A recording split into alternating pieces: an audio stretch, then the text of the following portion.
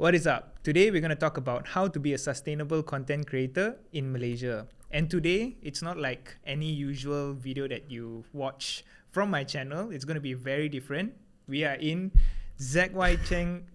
Do I say ZY or ZY? Okay, long story short, ZY are my initials. But a lot of my friends call me Z because they've shortened my first name to ZY, which are my initials. Ironically, it's the same number of syllables. Okay. Hence, they thought it was still too long. This happened in university, so they're like, "Can we just call you Z?" I'm like, "You can call me Z," and it's stuck. I'm gonna call you Z ever since. Yes. So we are in actually Z's studio, Yes. and to be honest, I like his studio more Really? than mine. I like his studio more. I hear he has a bigger, newer one coming. It's weird having SJM studios in a non-SJM studio. But I love it.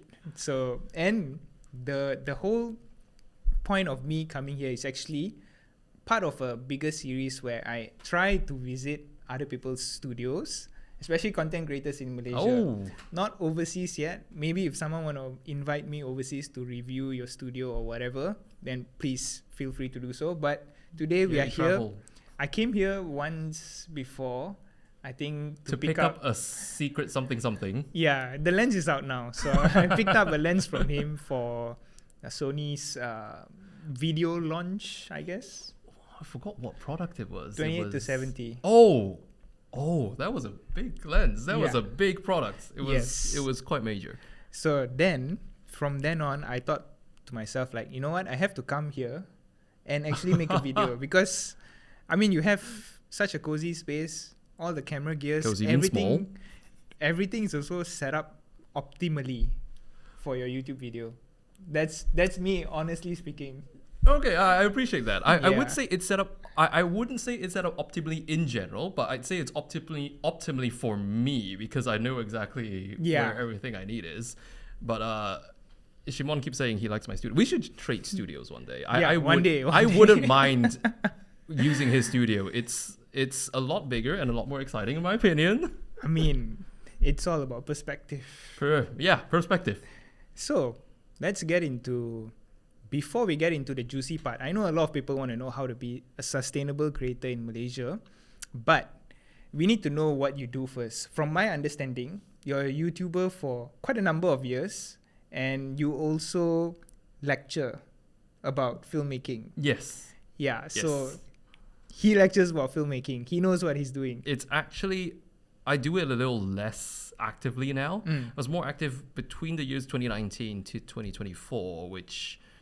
I'm a lecturer who's terrible at math. I think that makes it about 5 years. 5 years. A little less active in academia now. Okay. But I've been YouTubing for 11 years this year. I started in 2014. What? 11? Yes. I didn't know. To be honest, I didn't know. I didn't scroll all the way down.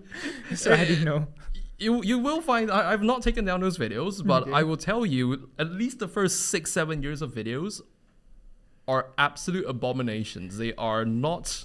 exactly watchable by my standards today. It's a stepping stone. It's a stepping stone. Yeah. So that's about like when you start YouTube. But what gave you, or how did you develop the interest in doing this, like filmmaking, content creation in general? Yeah. Where I started this in high school. As sort of a holiday hobby-ish project because I was really into filmmaking and photography. Okay. Not a lot of my friends at school were interested in filmmaking and photography, so I said, screw you guys, I'll just make videos and share about it. I'll talk to the internet about it if you won't talk with me about it, since everyone's more interested in their holiday homework, which... Who's interested ever in the holiday? Growing up as a Malaysian, there's so much homework. Too much. I agree. It's too much. So I just started... I had this, my first, obviously I didn't buy my first camera in high school. My father bought it for me and I made content with the camera about cameras. That was Cameraception. Yeah. And it's always interested me in the way, the way production works in general. Because when I was young, we watched a lot of movies as a kid, but I was actually more excited at the little behind the scenes featurettes we would get in those DVDs. I see. Back when we bought the DVDs to Yeah. watch movies, there would be a little menu item called bonus features. You go inside and there would be the BTS bits. I was more excited about those because Yeah. I wanted to see what goes on behind the cameras. Those giant cranes, the Yeah. dollies. It never occurred to me how insane the scale of everything was until I was a bit older. Yeah. But in a sense, I was more interested in how movie was made than the actual movie itself. So that's how this all started. I really wanted to have something to do with it. And Yeah. at that point in time, the most accessible way was to literally film videos in my bedroom and publish them on the internet. I mean, that took you a long way. Like, you're here now because of whatever that DVD played to you. Yeah. That's quite crazy. Like, even for myself, I didn't actually like filmmaking that much until I started filming myself making music covers. That interest from there just shot up, and today I'm actually here making videos for a living, which is quite crazy. Like, knowing your The story. dream job. Yeah, I mean, dream. to Dream. to some people, it might be a dream job. Never meet your heroes, they say. Yeah. So when you do a dream job, I would say that to a lot of people, making videos full time as a YouTuber, not going to work at a 9-to-5 company is a dream job. And Yeah. I would agree with that a lot. But when you do it for long enough, it still kind of feels Yes. like you're trapped in a routine sometimes. Yeah, especially if you're running your own channel, right? Then there's a lot of layers to think about. It's not just like the video part. You have to think about whether it can monetize. Oh, Because you're yeah. doing, because you're like thinking about the next step, monetization, and whether it's sustainable. Can I keep making these Yeah. videos while still having food to eat? Correct. And that's what we're going to be touching on in a bit. It's a very important question, I think. Yeah. So being 11 years into the game, we need to know, what do you do? I promise everyone I'm not that old. Young at heart. Feeling it though. So I just want to ask a little bit about your video process, because I've seen a lot of your videos, and what I like the most is how you actually do your pre-production and post-production. Like, I don't know, there's a form of synergy. Like, everything is so systematically done from start to end, and it feels so seamless. When you watch it, you don't feel bored. You feel like he's telling you a story about something, especially the ones that you do for Apple, like the iPhone videos, the MacBook videos. Apple products. Yeah. iPhones and MacBooks. Yeah. I like how you have like a bit of storytelling element. It helps to be passionate about the product. I'll start with that. Yeah, Apple fanboy. But I do like the whole process of how you think about the video and how you execute it. Can you just like take me through how long is the process like, and what is generally your first step? Sure thing. Not every video takes the same amount of time from ideation to actually having it made. I would say for one of the nicer videos, it would take maybe it's like a 15-minute runtime review, and it's very well structured with a lot of B-roll. That might take about 4 weeks. 4 weeks? Of pre-production. Before we even start filming, like just to really spend time with the product. That includes spending time with the product, of course, because it's hard to speak about a product unless you've actually taken it through its paces and lived life with it. Not all products are like that. We have this unfortunate thing called embargoes, which it's the time when the product releases and then you have the video out at the same time. That's when you get the maximum. You ride the biggest wave of it. If you kind of put it out sometime afterwards, people have already seen the first wave. Yeah. And unless you really have something fresh to offer, it would probably mean that people are less interested. True. Because you're just essentially repeating what everyone said on day one. Yeah. So there's always a bit of a crunch leading up to these embargoed reviews. And I think that's the most challenging bit, when you have very little time to work with and you're trying to make the content as interesting as possible. Whereas earlier on, like the ones you mentioned, I remember spending about 3 to 4 weeks on a review of a Mac because the Mac's a very elaborate machine. There's a lot you can do with it. There's a lot to talk about it. So I would just brainstorm. I open up Freeform on my iPad and just write ideas in, record voice memos on my Apple Watch when I'm out and about, and this idea just hits, because when you don't write an idea down, you'll never get to find it again. It's gone. It disappears like don't know which You try universe, to recall don't know and which it doesn't planet. just work. Exactly. So it's very important. Once I start seeing the page fill up with ideas and interesting points to talk about, I start crossing out the things which are not interesting, in my opinion. So I'm left with at least everything is reasonably interesting. Yeah. Or if there's a bunch of uninteresting things, but you have to talk about them because they're quite important. But they're generally things that don't really interest people. I'll group them into like a rapid fire segment, maybe in the middle of the video or towards the end of the video. Like we have the flow of the video, and then like, okay, by the way, it's a bit like a Matt Watson car review. I'm not sure if anyone's seen those. He has a segment where he goes, I'll talk about 5 annoying things about this car and then 5 things I like about this car. And it usually doesn't take very long. He just goes through them really quickly. Okay. I think that helps. But when you don't have a lot of time to do this sort of scripting and putting your thoughts in order, there's a stroke of luck involved when you're working on a tight timeline, whether or not that good idea hits or not, or you're not actually sure. You haven't been able to play it back enough times in your head to figure out what it might actually feel like to an audience who's watching it for the first time. Yeah. You just go with it, and it either flops or it takes off. But if it takes off, it's really rewarding. But when it flops, I just tend to just look forward to what's next. Don't dwell on it too much. It really kills morale. Yeah, that's true. For context, the embargo stuff that you get, right? How long do you have to spend with the product usually? Oh, that ranges as well. If we're really lucky, we get weeks. If it's a bit tricky, say there's very little sample units available, we might be looking at days. Yeah, in a matter of a few days. I can relate to that because, being a content creator, you do receive a lot of embargo products, and most of the time, I think it's about a week. It sounds a lot like complaining, but it's actually one of the most exciting things about this job. So you sign an NDA, you're handed a product that's not out yet. You have to test it before it's sold to the public. There is very little to no information available because the product technically doesn't exist yet, and there's a lot you have to figure out on your own. It's one of the most exciting things about this job. Yeah, the exciting part also is got to be like how you can use the product in ways that other people never seen before. So that part is like you get to express first-hand creativity in a way. Yeah, if you get what I mean.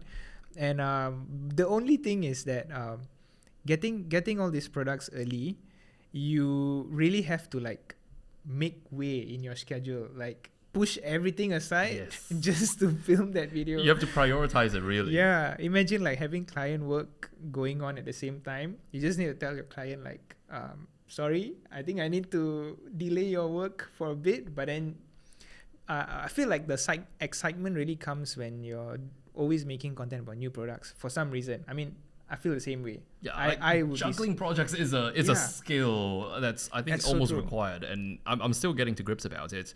I think having a team really helps as well, but that's something I'm really just starting to look into. I think you have a bit more experience with working with a team, but how do you make use of all these different individuals, individual personalities, individual opinions, and how that value adds to trying to octopus and handle 8 things at a time? It's tough. It's never easy because in the end, you are the one that have to kind of answer to all of these opinions, and you are the face of your own channel also.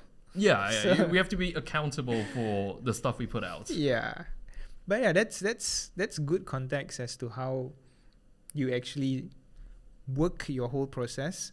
We know it's about 4 weeks.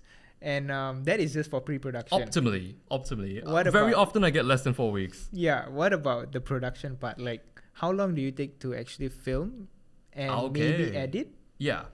So for some products, for example, if it's a camera and I'm researching it over the course of 4 weeks, maybe I've already taken a few photos with the cameras within that 4 weeks. So that kind of makes up for some of the footage that I'll use in the final video. Yeah. But generally, I would spend half a day doing the piece to camera or the talking head. And depending on how ahead of myself I've gotten, that's how many shots of B-roll I've envisioned. Yeah. It could take anywhere from another half day to the next 3 days for shooting B-roll. And then the edit usually takes 2 to 3 days. Okay, so you have another week or so, yeah. Production. There are crunch seasons as well where I've got to condense that week into maybe 24 or 48 hours. Yeah. And I've definitely done that before.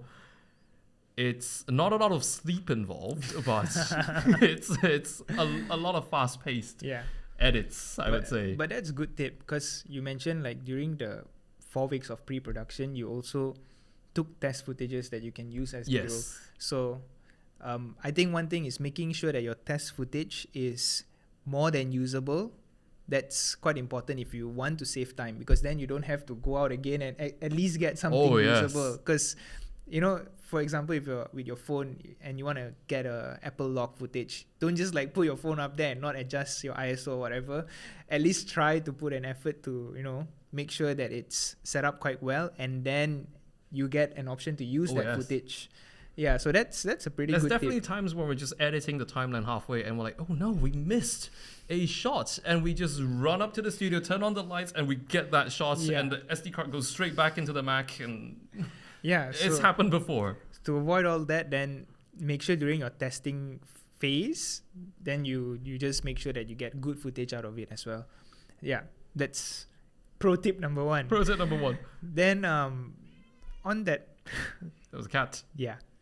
On that topic, I also want to ask you about your source of inspiration, because the way you do your videos is so systematic, right? And what or who do you look up to in terms of making videos? That's a tricky question. It's a bit of an internal struggle.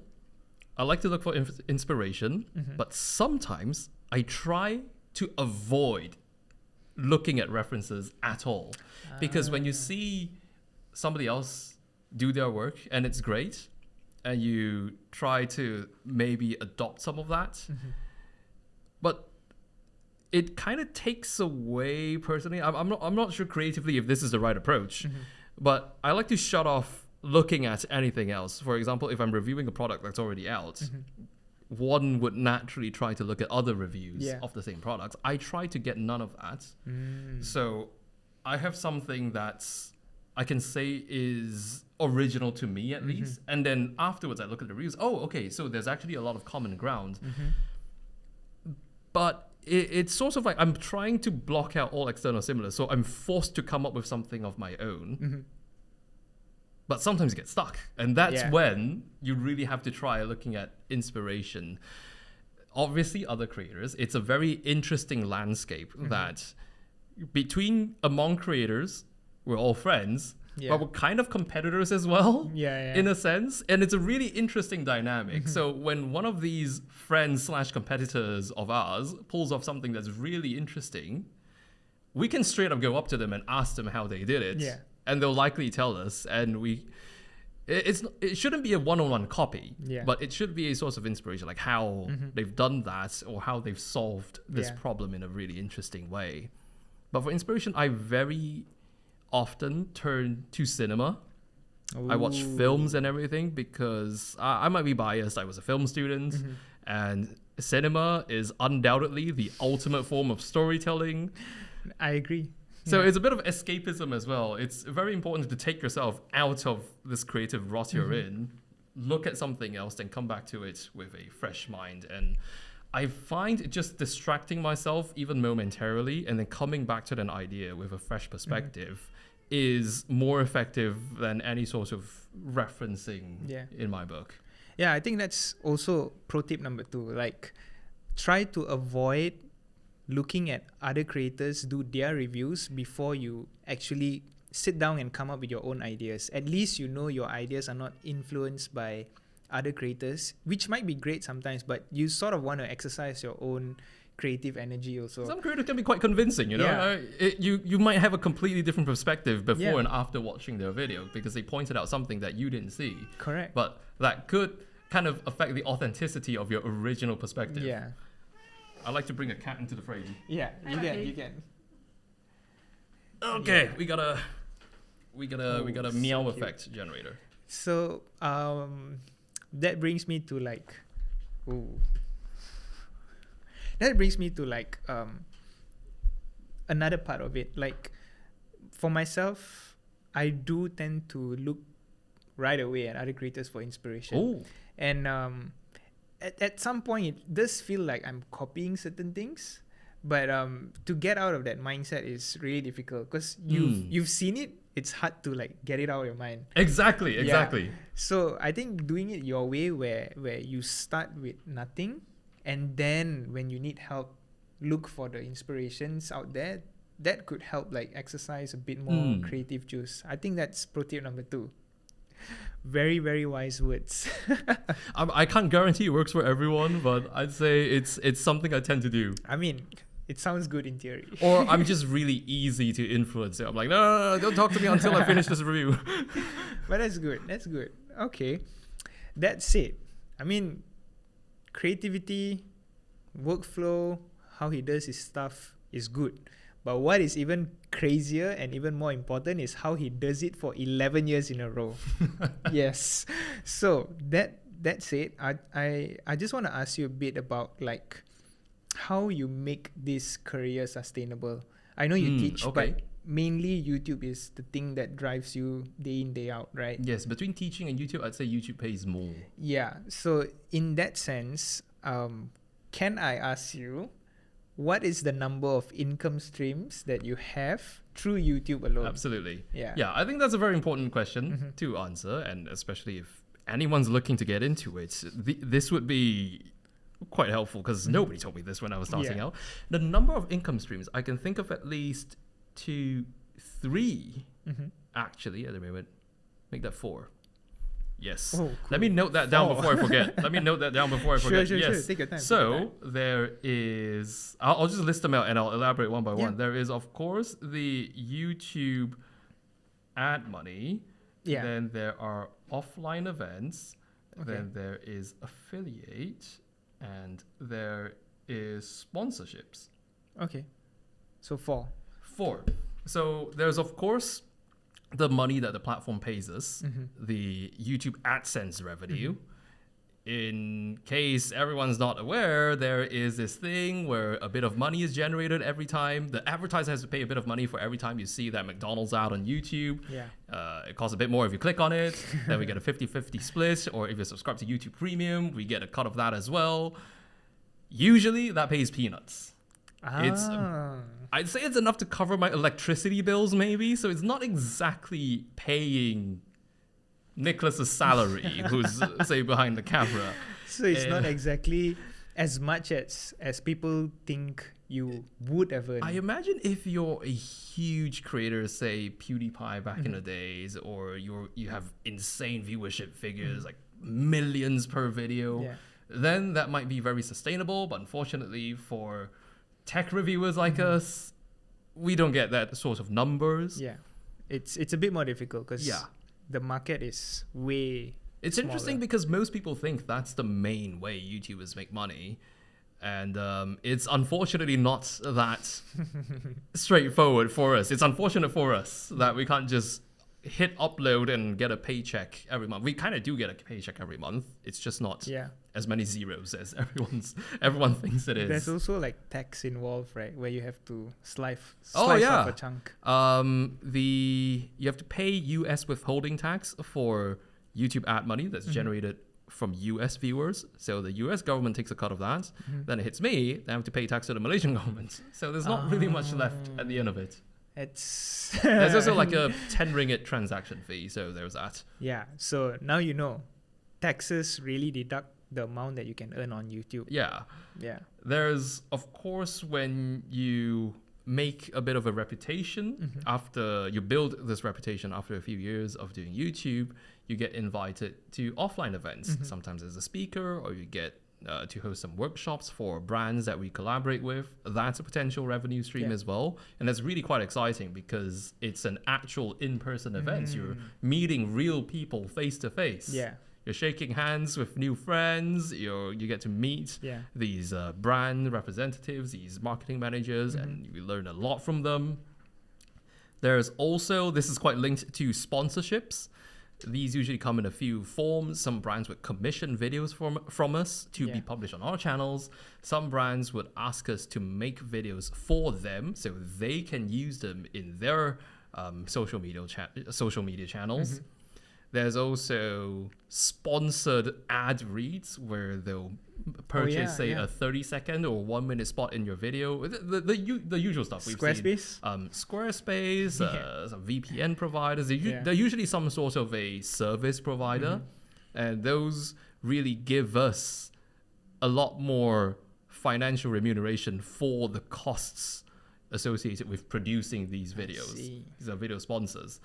And there is affiliate as well, which is when you have that little link. If you purchase from my link, we get like depending on the program, sometimes it's as low as 2%, sometimes it's as high as 20 to 30% of a sale, which we generate, a commission program.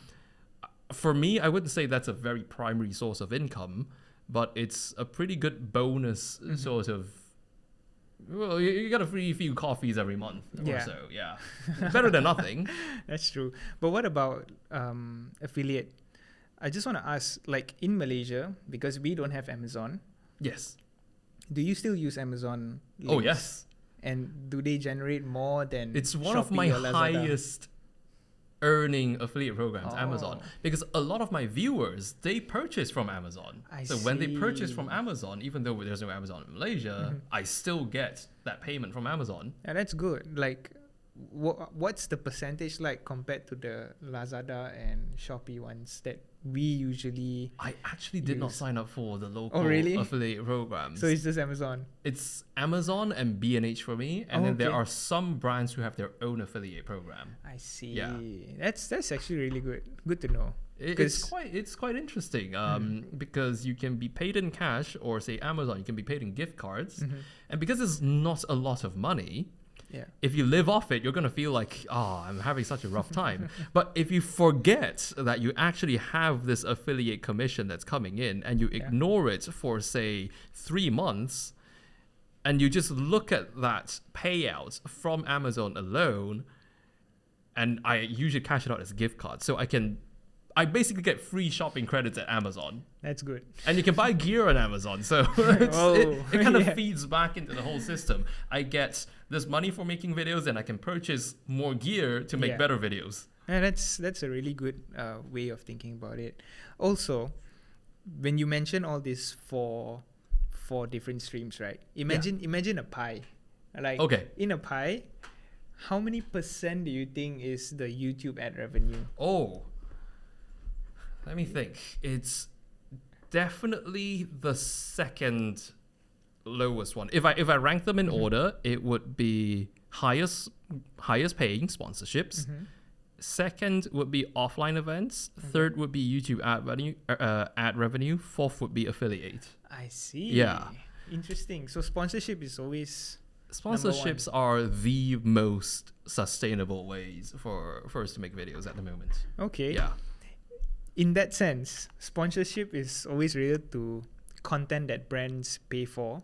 Yes. In return for some kind of marketing material that you produce, whether it's video, photo, or anything else that they can post on their platform or use it as advertisement. Or their product or service gets a presence in one of my videos. Yeah. Speaking of that, I know recently there's a lot of companies, they do this thing where they give you free product in exchange for a video. What are your thoughts on that?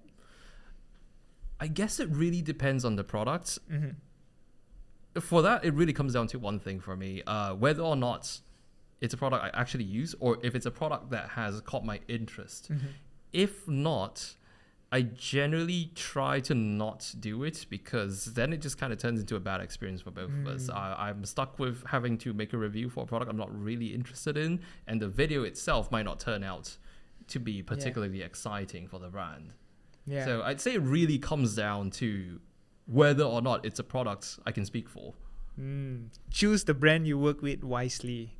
Or sometimes it's different products from the same brand, That's but true. once in a while there's some brands where I haven't really paid attention much to them because I don't think that their products are a fit for me. They're just not things I would typically go out and buy. Yeah. But once in a while they maybe innovate on one particular product which really caught my attention. Yeah. And then I'll be like, oh, okay, actually that's something I would go ahead and purchase as a consumer. In which case it could make for a pretty interesting piece of content.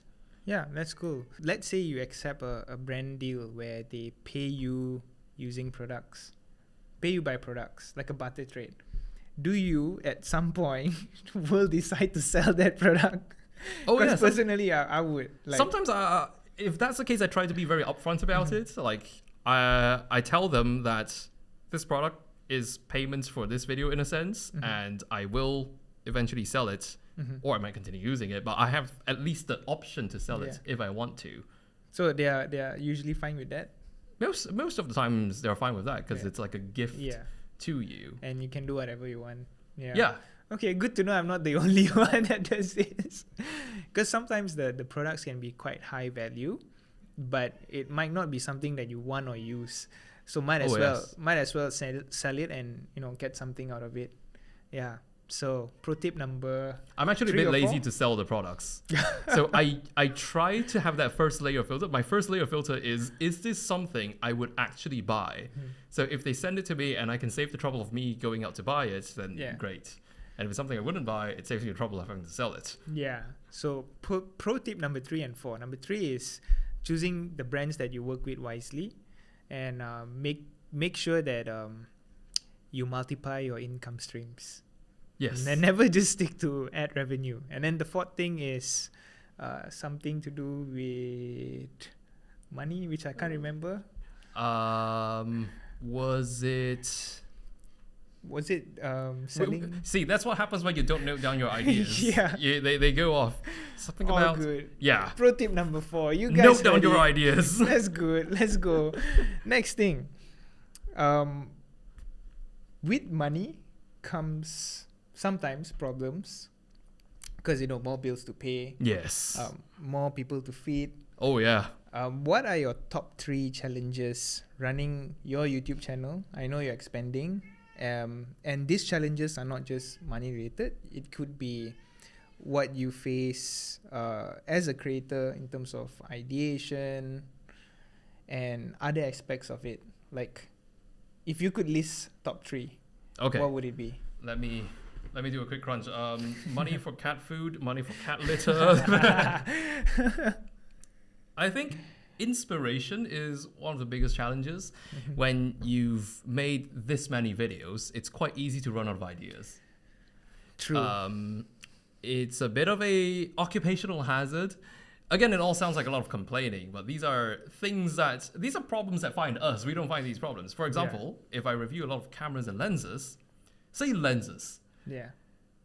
It's very difficult to review a lot of lenses and have a fresh perspective on each and every one of them, because we know fundamentally different lenses are just different focal lengths with different f-stop combinations, and whether or not they perform great from an image quality standpoint. So that's a big challenge when, say, you've reviewed already 5 lenses this year and a 6th one comes in and you're trying to make this one unique to the 5 you've reviewed before. Yeah. In this case, I try to imagine every lens as its own character. I try to humanize it. So like, if this lens was a person, what kind of person would it be? And give it a name.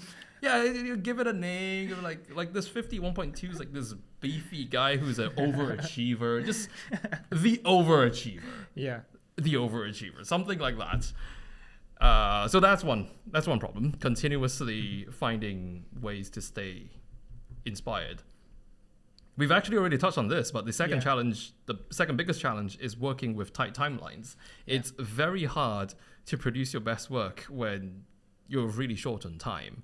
But sometimes there is simply no choice. That it's by hook or by crook, that piece of content needs to come out.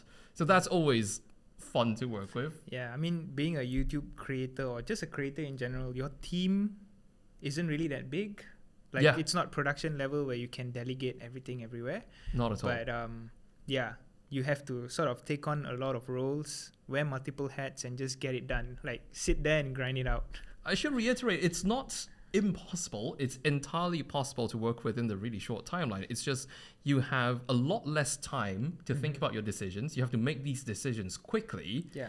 And when you have less time to sit on these decisions and think about them, it's easier to make the wrong decision. So I guess Yeah. that's the real challenge when you're dealing with short timelines. Quickly making the right calls Yes. to make sure the project doesn't sink. And the third challenge is simply, I'd say, time off and well-being. It's not a 9-to-5 job. A lot of people try to do this to avoid the 9-to-5 grind Yeah.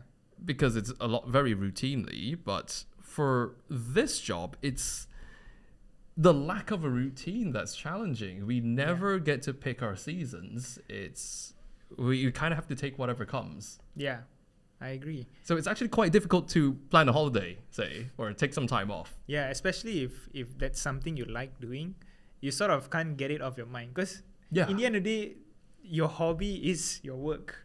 If you're off work, you're in hobby mode. And Exactly. hobby mode is about thinking about these creative ideas, angles, shots, and the next best thing that you want to make. And a lot of what we do is we kind of have to react according to what's trending at the moment. Yeah. So it's very hard to have forward-looking plans. When Yeah. people say, what do you envision 3 months, 5 months from now? It's like, I have no clue. I genuinely have no idea what I'll be working on 5 months from now. Yeah, and I mean, the only constant you could probably assume is tax season is always in September, Yeah. October, and that's like peak season, I guess. Peak season. Then the rest, you do have like occasionally new products coming out here and there, but again, it's quite random.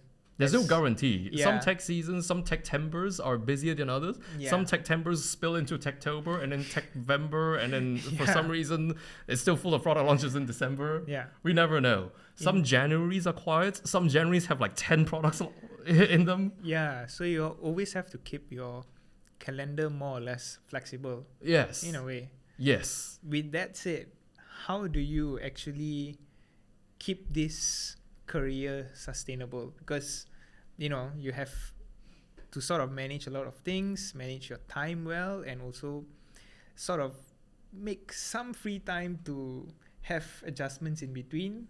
So what is it like for you to make this sustainable? That is a very tricky question, and I can't give a solid, straight answer because I guess that's something I'm still in the process of figuring out.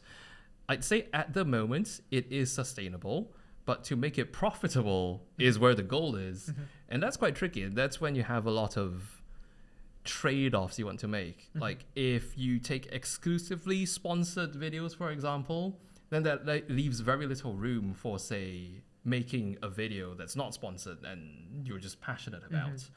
There's nothing stopping you from doing it, but you don't really have much time left in your schedule to do it, and it ends up not getting made. Yeah. I guess finding that balance, and I used to believe that I could solo this the whole time, but eventually it hits a point where I realize I need help. I need help from other people. I need a team. Yeah. And then that presents a new whole set of challenges on your own. There's the business sense of when you hire human capital, that there needs to be that ROI on the salary you pay out. But at the same time, how, as a manager, how do you manage delegating tasks so that you can help these people add value to you? You can't just hire someone and expect them to make you a lot of money. Yeah. It's still your job to help them help you. So like being a YouTuber, you sort of have to learn a lot of different skills. It's not just like making videos. You have to go to the next step to learn about business, and then you have to take the next step even further to learn about managing people. It's like your HR in a way. Yeah, in a sense. Yeah, exactly. Because they will definitely come to you and you have to give them an answer as well. Yes. Like when they have issues or certain things they need help with. So it's sort of like one man doing everything. But that's like the money side of it, like The sustainability. procurement, the hardware, what do you buy? What can you buy that boosts productivity and efficiency? What things can you buy that are nice to have but won't necessarily improve productivity and efficiency, but are nice to have and it makes everyone happier?